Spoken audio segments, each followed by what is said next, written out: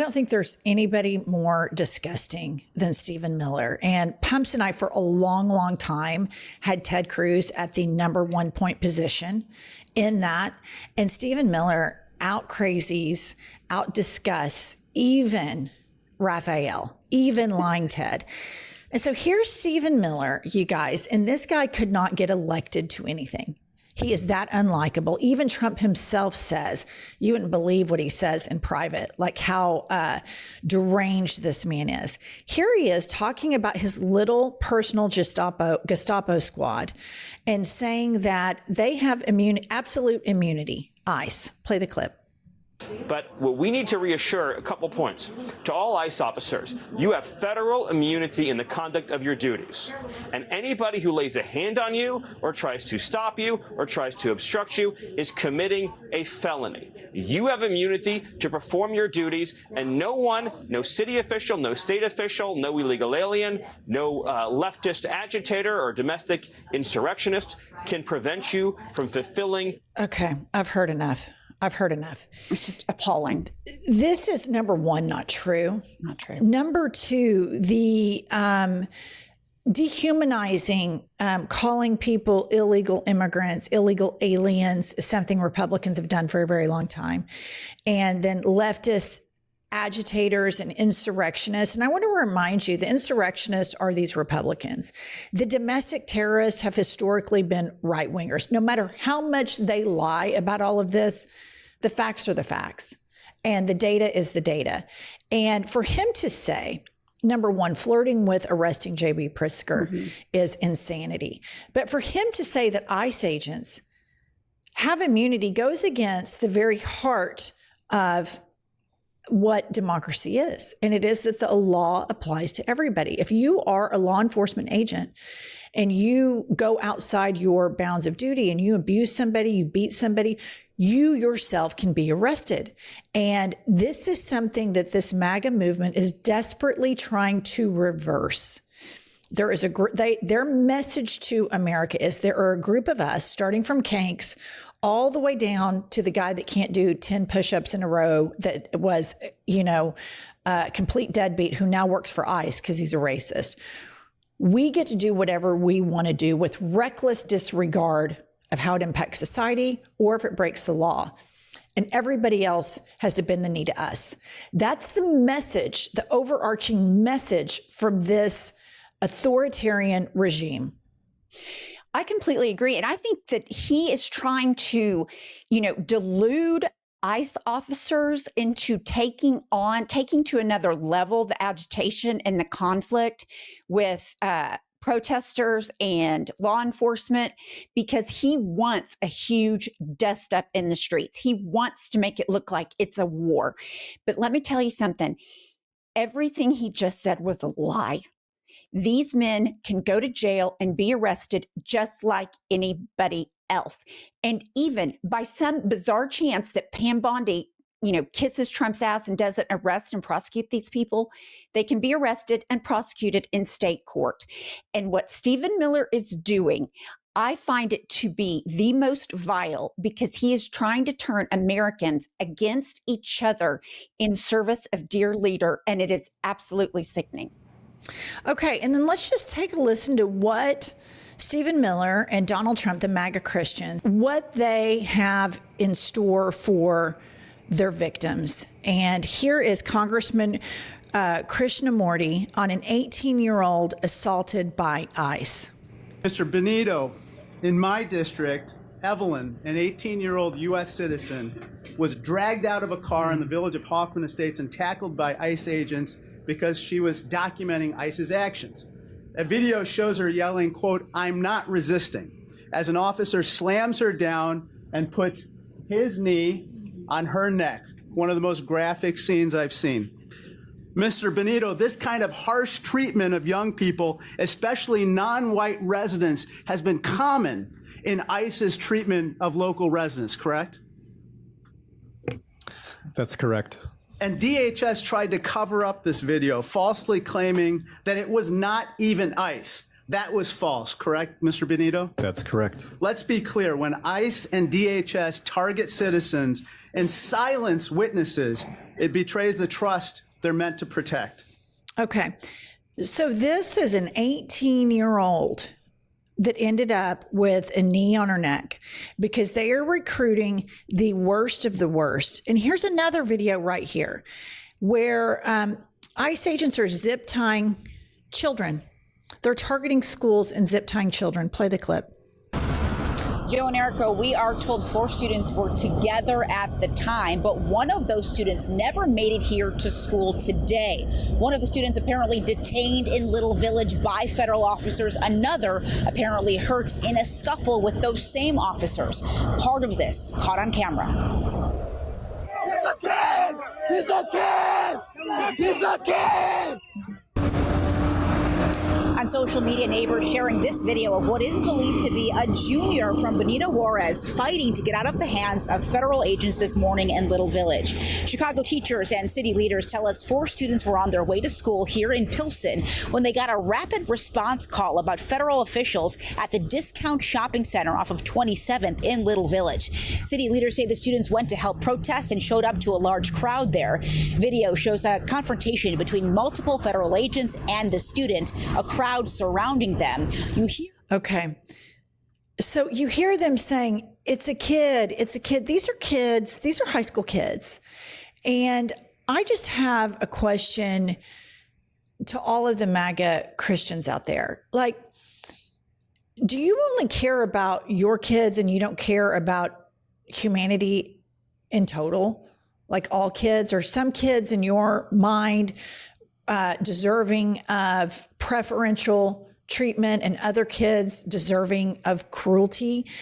Because that's what it feels like. It feels like MAGA Christians feel like their kids, their husbands, their families are more important than everybody else's. And they put a cross on and they Christian signal that they are good people, good church going people, good Bible reading folk. And then they are completely fine with ICE officers putting their knee on an 18-year-old girl's neck and zip tying children on their way to school. And I want to remind everybody, this is the United States of America. And I'm not a Christian and I've never been a religious person, but I thought you were supposed to love your neighbor. I thought you were supposed to be welcoming to your neighbor. And I think it's a real window into the soul of any government. And I'm looking at Israel, I'm looking at Russia, and I'm looking at the United States of America. Any government that has government-sanctioned abuse of children, maiming of children, harming of children, it's a real window into that nation's soul and the leaders that support that. And this is a real time for a real reckoning to realize that as an American, you used to sit in your house and you'd see the news, something happening in some third world country where children were being targeted. Number one, you have to realize white people, you're now experiencing what black and brown people have been experiencing the entire time of the United States of America. And number two, your country is now aligned with other countries that favor the erosion of civil liberties above and beyond anything else to benefit millionaires and billionaires.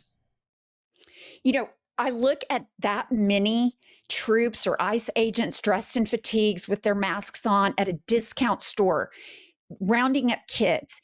And the answer to your question, do they think their kids are better? Do they think their kids are special? The answer is yes, because this administration, starting with the pro-life movement, where they don't give a shit about the kids once they're born, they give absolutely all the deference and cover to a pedophile ring, and a pedophile protector.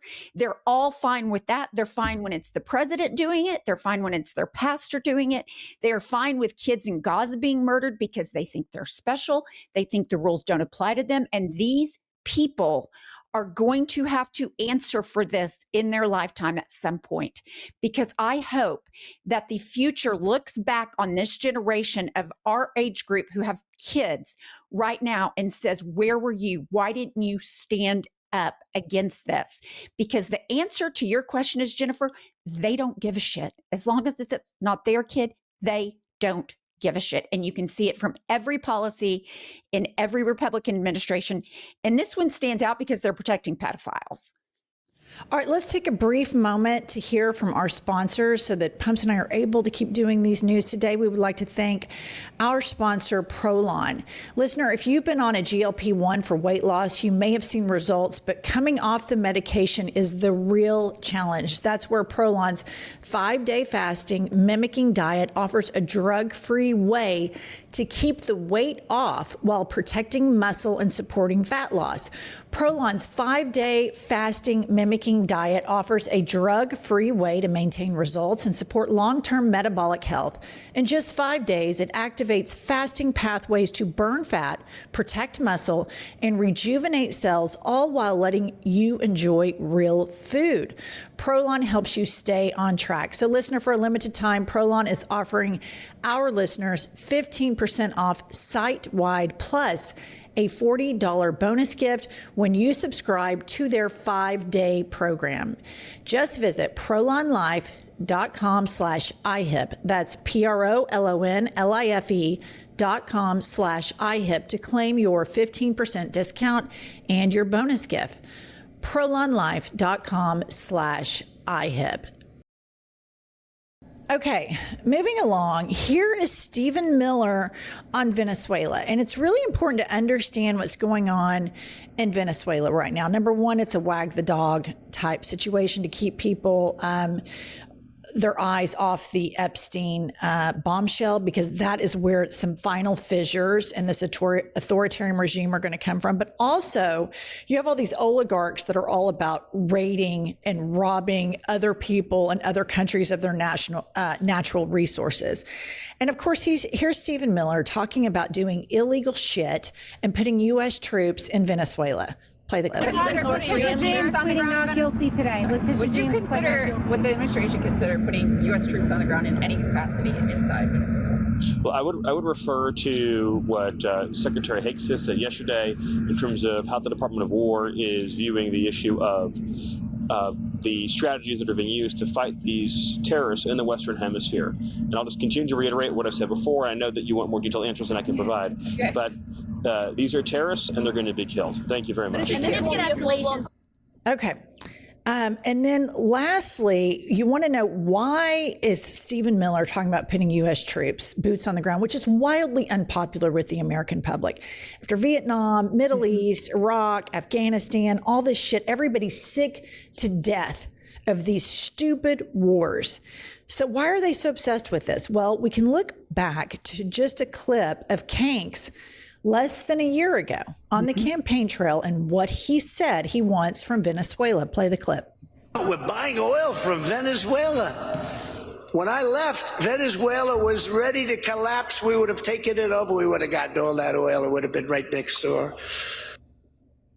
Okay, so this works with the MAGA base because they have that same entitlement that, oh yeah, we should just have that oil. We are entitled to that. And also, the reason why this episode starts with the ICE and ends with the Venezuela is there's a through line here. And the through line is racism. Donald Trump, from the time he descended down the escalator as a politician, obviously for decades he's been on the record of being a racist, he has prioritized anti-immigration racism, specifically focusing on Latino people. And this through line of saying that they're rapists, they're drug dealers, they're robbers, all of these things, helps them with the propaganda war and convincing their base that it is useful to go boots on the ground. And it's useful to commit war crimes by killing fishermen in the ocean for no reason other than to try to look like you're a badass. But they have demonized and dehumanized this particular group of people so much so that Americans that are MAGA triple Trumpers, it doesn't bother them. They don't feel we killed fishermen. They don't feel that because they feel like somebody who speaks Spanish and somebody who has brown skin is somehow trying to suck off of them. When in actuality, the people who are sucking off of them is Kanks, Stephen Miller, Elon Musk, Zuckerberg, Bezos. Those are the people who right now are keeping the economy propped up and keeping the stock market looking like it's doing good because they're just trading billions of dollars at the top of it. 7 companies back and forth. And so this is a time where you can find out who are the good people in your life. Do the people in your personal life stand up for all human beings, or do they only stand up for a few Americans, a few select white-skinned Americans? And that really is the question before us today. And we have to start setting an example in our personal lives, on this channel and everywhere, that none of us are free until all of us are free. And you have to stand up for the most marginalized. That's how you can tell if somebody is a good person. Who do they fight for? Who do they stand up for? And too many Americans, because our culture has been unapologetically individual. We're going to promote the individual. It's all about the individual. And we have abandoned collectivism entirely. You have so many Americans, sadly, that see people that speak Spanish and have brown skin as inhuman pumps. Yeah, they do. And the dehumanization has always been from jump with Black people and brown people. But now you see they're turning the knives on U.S. citizens, liberal white women. They're coming after everybody. But what jumps out to me, and I am reviewing this last week of news, I see Trump talking about killing people, Hegseth talking about killing people, Stephen Miller talking about killing people. These guys love the idea of killing people. I mean, you would think taking somebody else's life would be thoughtful, that it would have to matter. But these guys are willing to kill people for optics and because it makes their dicks feel bigger. And it is a sad state of affairs that the entire United States is not standing up against this regime and saying, you just don't get to kill people you don't like, because it makes it look good for you. It's stunning to me how many people are straight down the line with murdering people. Well, I do want to say that I think the majority of Americans, and polling shows this, oppose this. But that 30%, that 35% is they feel so victimized, and the administration does a good job pumping out the propaganda. Yes. But I will say that I firmly believe that they are in the minority and that the majority of Americans embrace multiculturalism. Yeah, we still have 35% of white asshole bigots. There's no question about it. They exist. And then you also have people that aren't necessarily bigots as a default setting, but love money so much that they're fine with bigotry, which to me is even more insidious. But we have people that are standing up right now. But the most important people that could stand up, the people who could stop this altogether, are these MAGA Christians in Congress. And they could end all of this right now. And they are overtly Christian. They are overtly, loudly Jesus Christ followers. And they are the ones that have the power to stop this. And they refuse to do it. All right. Please subscribe to this channel. Buy our book, Life is a Lazy Susan of Shit Sandwiches. It's linked right below in the show notes. And we'll be back later with more news.